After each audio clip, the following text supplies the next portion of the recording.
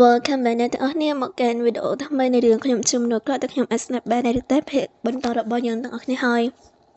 យើងដឹងហើយថាសេរីណេគាត់បានមកបន្ទប់ Eden ហើយគាត់បាននិយាយថាតើ Eden ហ្នឹងកេងឬនៅ Eden នៅពេលដែលដឹងថាអ្នកនាងរបស់គាត់មករកគាត់អញ្ចឹងគាត់ក៏មានការភ្ញាក់ផ្អើលមែនតើសេរីណេគាត់ក៏បានបន្តនិយាយថាតើ Eden អាចបើកទ្វារគាត់បានអត់គាត់មានរឿងចង់និយាយជាមួយ Edenប៉ុន្តែពេលហ្នឹងស៊ីនណែគាត់ក៏បានងាកទៅមើលក្រោម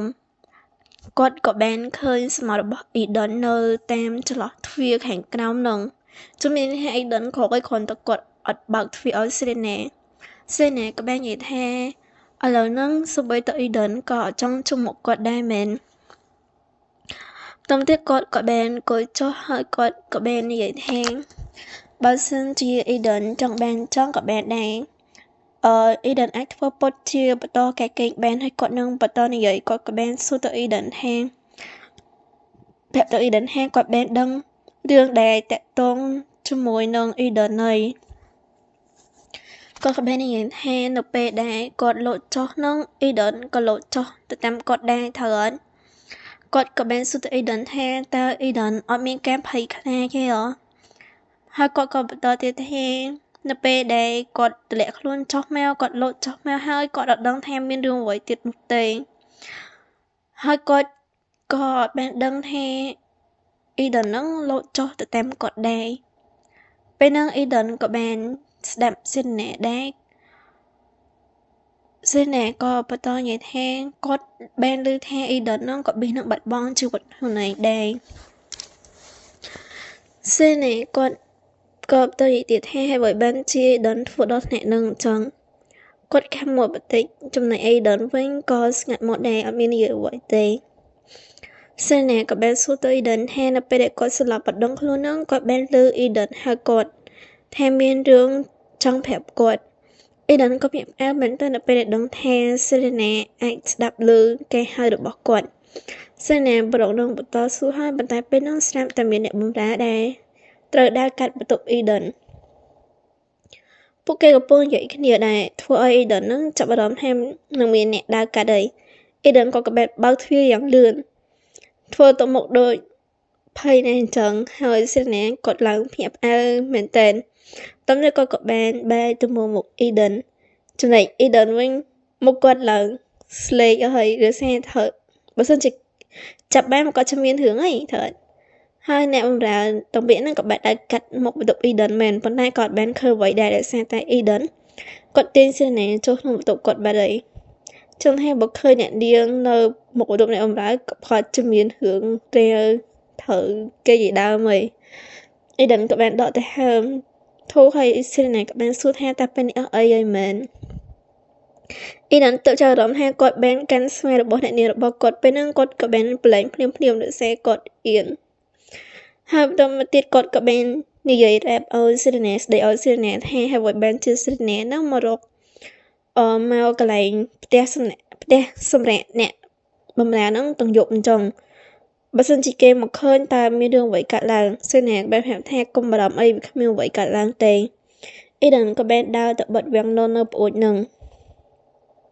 ចំណែកឯសេណាវិញគាត់ក៏បានទៅអង្គុយលើគ្រែរបស់ Eden បន្ទាប់ទៀតគាត់ក៏បានចាប់អារម្មណ៍មើលទៅជុំវិញបន្ទប់របស់ Eden ហ្នឹងគាត់ក៏បានសង្កេតឃើញថាបន្ទប់ Eden ទោះបីជាសាមញ្ញមែនប៉ុន្តែមានរបៀបរៀបរយស្ដាប់ធ្នាប់ល្អហើយជាពិសេសនោះគឺមានអារម្មណ៍ថាកក់ក្ដៅគាត់ក៏បានប្រាប់ទៅ Eden ថាបន្ទប់របស់ Eden ហ្នឹងគឺដូចជា Eden ចឹងពេលហ្នឹង Eden គាត់ក៏អត់មានបាននិយាយអ្វីទៅកាន់ Serena វិញដែរគាត់នៅតែឈរធម្មតាហ្នឹង Serena ក៏បានចាប់ដៃរបស់ Eden គាត់ក៏បានប្រាប់ Eden ថាឲ្យអង្គុយចុះសិនទៅ Yes តទៅទៀត Eden គាត់នៅពេលដែល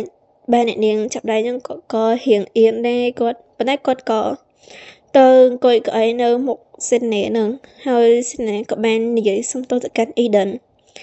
ហើយ Eden ដែលគាត់ខំទប់ការឈឺចាប់គាត់ប្រហែលហ្នឹងដល់ពេលឮចឹងហើយគាត់ក៏ចាប់ដើមសក់ទឹកភ្នែកបដ ாய் ហើយ Serena ក៏បានឃើញរឿងនឹងដែរហើយបន្ទាប់គាត់កាន់តែយំខ្លាំងទៅអ្នកហាង បង្ហាញថាពេលហ្នឹងគាត់ឈឺចាប់ខ្លាំងប៉ុណ្ណានៅពេលដែលនាងរបស់គាត់មកលោតស្ដាប់ខ្លួននៅមុខគាត់អីអញ្ចឹងណាសិនណាក៏បានចូលទៅលួងអ៊ីដនហើយបានបន្តនិយាយថាគាត់សុំទោសអ៊ីដនខ្លាំងមែនទែនហើយសេចក្ដីរបស់យើងក៏បានបង្ហាញពីទេសភាពនៅពេលយប់នៅផ្ទះនៅវិមានរបស់លោកអង្គញាហើយក៏បានចូលមកដល់បន្ទប់របស់អ៊ីដនវិញអ៊ីដនក៏បានសួរទៅសេណាថាតើអ្នកនាងឈប់ធ្វើរឿងចង់ទៀតហើយមែនអត់សេណាក៏បានថាមែនហើយ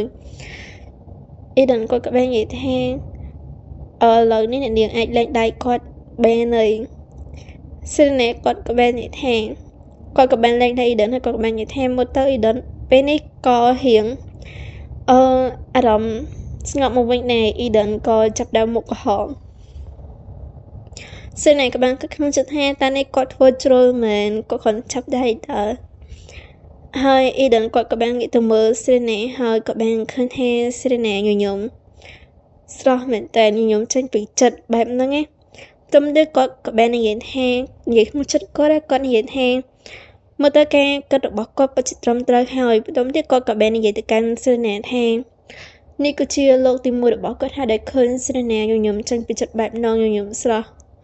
ដោយអត់មានមនុស្សដែលអត់មានកង្វល់ក្នុងចិត្តណា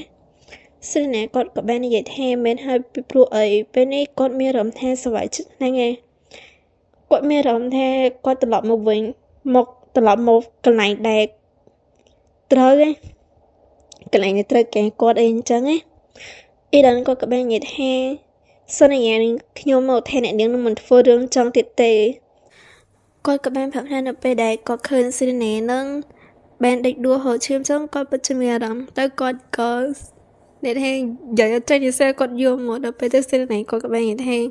កុំយកអីទៅគាត់ក៏បានឲ្យកដោដែលគាត់យកមកនឹងយកមកឲ្យអ៊ីដនហើយគាត់ក៏បាននិយាយថានេះគឺជាកដោរបស់អ៊ីដននំខេកដីនឹងចូលចិត្តអីអញ្ចឹងឯងបន្ទាប់ទៀតអ៊ីដនក៏បង្ហាញទុកមុខដោយដែលថាក្មេងកទីងក្រែមឲ្យធ្វើឲ្យសេណាគាត់ឆ្ងល់នឹងតុកមុខអ៊ីដនខ្លាំងមែនទែនហើយអ៊ីដនគាត់ក៏បាននិយាយថានៅក្នុងបន្ទប់របស់គាត់នឹងអត់មានចានទេអញ្ចឹងគាត់សុំសេណានឹងទៅចក្រានសិនហើយសេណាគាត់ក៏បានទាញដៃអ៊ីដនមកអង្គុយវិញហើយក៏ដល់ចុងចូលរបស់វីដេអូនេះដែរអរគុណអ្នកដែលស្ដាប់ដល់ទស្សនាដល់ចប់កុំភ្លេចជួយ subscribe ហើយ comment បានច្រើនផងហើយបើវីដេអូនោះមានបញ្ហាអីអ្នកនរគ្នាឲ្យប្រាប់ខ្ញុំបានឬថាបញ្ហាសលេងខ្ញុំអីចឹង